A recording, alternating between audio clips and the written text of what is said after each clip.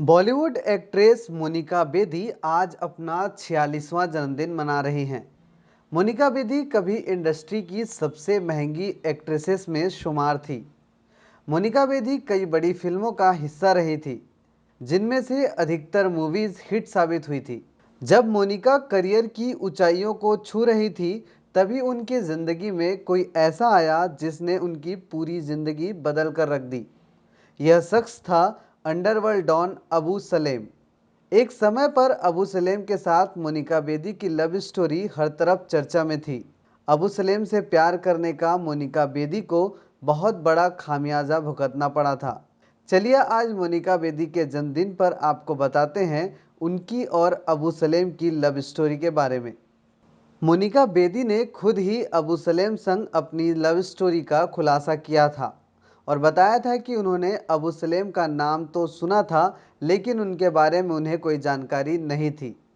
सन 1998 में मोनिका बेदी की पहली बार अबू सलेम से बात हुई, वह भी फ़ोन पर। मोनिका उन दिनों दुबई में थी और उन्हें यहाँ एक स्टेज शो का ऑफ़र मिला था। एक एक्ट्रेस होने के नाते उन्हें स्टेज शो करना काफ़ी पसंद था। यहाँ उनकी अबू सलेम से मुलाकात हुई। अबू सलेम ने मोनिका बेदी से पहली मुलाकात में खुद को एक कारोबारी बताया। अबू सलेम का बात करने का अंदाज बहुत ही अलग था, जिसकी वजह से मोनिका पहली ही मुलाकात में उसे पसंद करने लगी। इसके बाद दोनों के बीच अक्सर बातें होने लगी। एक इंटरव्यू के दौरान मोनिका बेदी ने कहा था कि मैं ये नहीं कहूँगी कि मुझे उससे प्यार हो गया था, लेकिन मैं उसे पसंद ज़रूर करने लगी थी।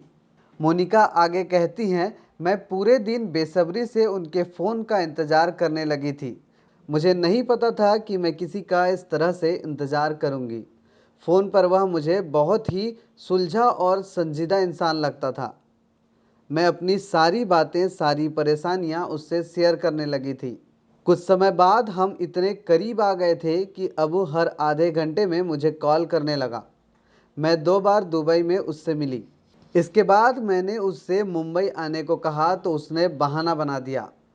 ऐसा 1-2 बार नहीं बल्कि कई दफ़ा हुआ। अबू ने मुझे अपना नाम अरसलान अली बताया था। वह हमेशा इसी नाम का इस्तेमाल करता था। जब हम पुर्तगाल में गिरफ्तार हुए थे, तब भी उसने अपना नाम अरसलान अली बताया था। वह नहीं चाहता था कि मैं दुबई से वापस मुंबई जाऊं। उसने एक दिन मुझे फ़ोन किया और कहा कि मैं दुबई आ जाऊं, क्योंकि अगर मैं मुंबई में रही तो मुश्किल में फंस सकती हूं। जब मैं दुबई पहुंची तो उसने मुझे मुंबई जाने से रोका और कहा कि अगर मैं मुंबई गई तो पुलिस मुझसे उसके बारे में पूछताछ करेगी। मैं उसे आम इंसान समझती थी। मैंने उसे ज़रूरतमंदों की मदद करते देखा था। मुझे नहीं पता था कि उसने अपने पास्ट में क्या गलत किया था। 18 सितंबर 2002 को जब हम पुर्तगाल पहुँचे तो हमें वहाँ गिरफ्तार कर लिया गया। इसके बाद मेरे सामने अबू सलेम का सच सामने आया।